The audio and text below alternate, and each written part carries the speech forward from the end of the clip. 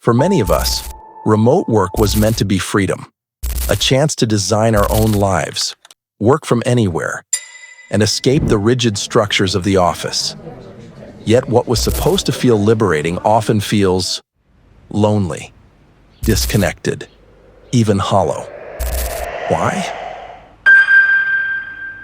Because as we step into new ways of working, our subconscious mind, the hidden programming that runs most of our daily thoughts and emotions, hasn't quite caught up.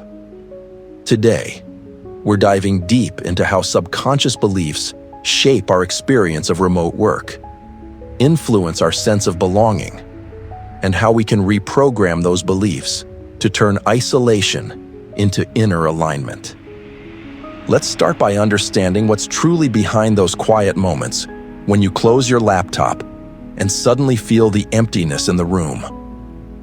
Neuroscientists estimate that around 95% of our behavior is driven not by conscious thought, but by subconscious programs. The emotional and cognitive patterns formed through repetition and association, often beginning in childhood. Your conscious mind might say, "I love the flexibility of remote work." But your subconscious might whisper, "I'm invisible. I'm forgotten if I'm not seen." That whisper, that deep unspoken belief, dictates how lonely or empowered you feel when you work alone. Our brains are designed for connection. From an evolutionary perspective, isolation was once dangerous. Being separated from the tribe meant vulnerability. Today, loneliness may not threaten our physical survival, but your brain still responds as if it does. When your subconscious associates being alone with rejection, your stress hormones rise. Cortisol increases. Focus fragments. And soon, remote work stops feeling like freedom and starts to feel like exile. But here's the truth. It's not the solitude that causes the pain. It's the beliefs stored beneath it. Narration. You might hold beliefs like, "I'm only valuable when people see how hard I work." Connection requires constant interaction. If I'm alone, I'm falling behind. Notice how invisible these thoughts can be. They're not the words you repeat out loud. They're the emotional codes buried deep in your subconscious, shaping every decision and feeling. And here's the empowering part. Beliefs are programmable. The same way your mind learned them, it can unlearn them. Let's use a real-life example. Maya, a 32-year-old designer, loved her new remote role. But after a few months, she started doubting herself. She worked longer hours, terrified of being seen as unproductive. She missed casual chats, but every attempt to reach out felt forced. When we explored her inner dialogue, a pattern emerged. Growing up, Maya was only praised when she worked hard. Subconsciously, she equated visibility with worthiness. Working remotely removed the constant validation she relied on. Her subconscious translated that absence into, "I'm not enough." Once she recognized that, she began reprogramming the belief. She started each morning affirming, "My value is not measured by being seen. My worth is rooted in my contribution and creativity." She visualized her work impacting others, even when unseen. Over time, You can do this too. Let's walk through 3 steps to reprogram subconscious beliefs that trigger loneliness in remote work. Step 1. Identify the voice beneath the emotion. When you feel loneliness or anxiety, pause. Ask yourself, what is my subconscious trying to protect me from? Is it fear of being forgotten? Fear of losing belonging? Fear of irrelevance? Write down the answers, without judgment.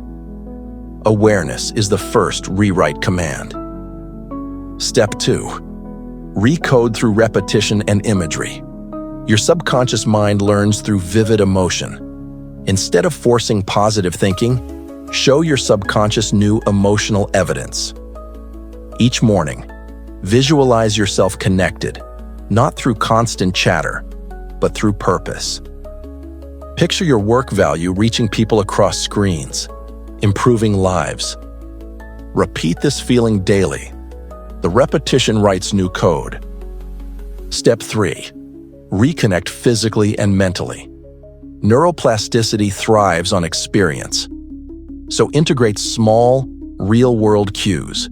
Schedule authentic video calls, join interest-based communities, or co-work in calm, public places once a week. Each time you act against loneliness, but feel grounded, the subconscious updates its pattern from "I'm disconnected" to "I belong, even here." Science supports this transformation. Neuropsychologist Dr. Rick Hansen explains that the brain's negativity bias, its tendency to remember threats more than comfort, can be rewired by intentionally amplifying positive emotional experiences for 10 to 20 seconds longer. In other words, when you feel genuine connection or gratitude, hold on to it. Replay it. Your subconscious encodes what is emotionally intense and repeated. You're literally reshaping your neural pathways, shifting from a pattern of scarcity and fear to one of connection and safety. One misconception about remote work is that connection only happens externally, in meetings, chats, or team hangouts. But the foundation of connection is internal cohesion, your harmony with your own subconscious. If you view your solitude not as emptiness, but as a reflective laboratory for growth, you stop fighting the silence. Inside that silence, your subconscious reveals everything it has been trying to tell you. What you crave, what you fear, what old story you're ready to rewrite. That's not isolation. That's evolution. Let's integrate a short inward practice. Right now, close your eyes, unless you're driving or walking, and take a slow, deep breath in. Exhale gently. Ask yourself, when I feel disconnected working from home, what story am I unconsciously believing about myself? Maybe it's, I don't matter unless I'm visible, or people have forgotten me. Now imagine this belief written on a screen in your mind. Soft, white text. With each inhale, the words begin to fade. With each exhale, new words appear. I am part of something bigger. My presence matters, whether seen or unseen. Repeat that until you feel your body soften. That's neuroplasticity in action. Belief reprogramming through embodiment. Your subconscious is not your enemy. It's a loyal protector. It just needs new instructions. When it senses connection and validation only from others, it panics when alone. But when you show it that safety can exist within, it relaxes. In remote work, solitude can be your greatest ally. It's the perfect setting for deep creative focus, self-trust, and emotional expansion. If your subconscious beliefs align with peace, not fear. Each time you feel lonely, it's not a sign of failure. It's an invitation to upgrade your belief system.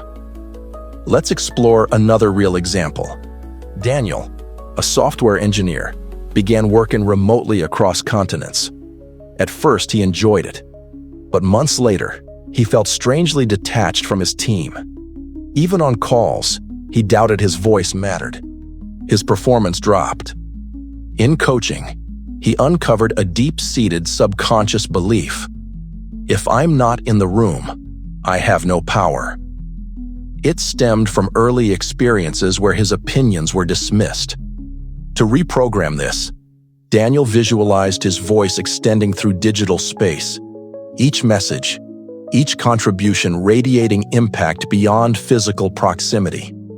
He began affirming, "My presence transcends presence." Within weeks, the subtle confidence shift changed how others perceived him too. His ideas gained traction. His loneliness subsided, replaced by quiet confidence. That's the ripple effect of subconscious transformation. Let's anchor this into practice. Each evening, before your day ends, take 5 minutes to review and reinforce your new subconscious narrative. Ask yourself, where did I feel connected today, even in small moments? What belief supported that feeling? What old belief tried to resurface? And how did I respond differently? Write these observations down. This daily reflection turns abstract reprogramming into measurable evolution. Over time, your mind begins to associate solitude with strength. You stop searching for validation. You start embodying belonging. The truth is, remote work is not making the world more disconnected. It's revealing where our connection was conditional all along. It's asking us to build deeper, internal alignment, so that connection is no longer dependent on proximity. You are not lonely because you're working alone. You're lonely because your subconscious hasn't yet realized that you are already connected. Connected through purpose, through creativity, through contribution that reaches far beyond your screen. As you reprogram, you will begin to feel it, that quiet, powerful awareness that you belong anywhere. So the next time you sit at your desk and hear that whisper of emptiness, pause and listen. Your subconscious is not asking for more calls or chats. It's asking for new meaning. Reprogram it gently. Feed it with gratitude, purpose, and truth. Because remote work isn't just a change in location. It's a mirror reflecting your inner landscape. And when the subconscious aligns with expansion instead of fear, the silence transforms. It becomes connection. It becomes clarity. It becomes freedom. You are never truly alone. You are part of a network that extends through thought, intention, and energy. And when you master your subconscious beliefs, remote work stops being about distance and starts being about depth.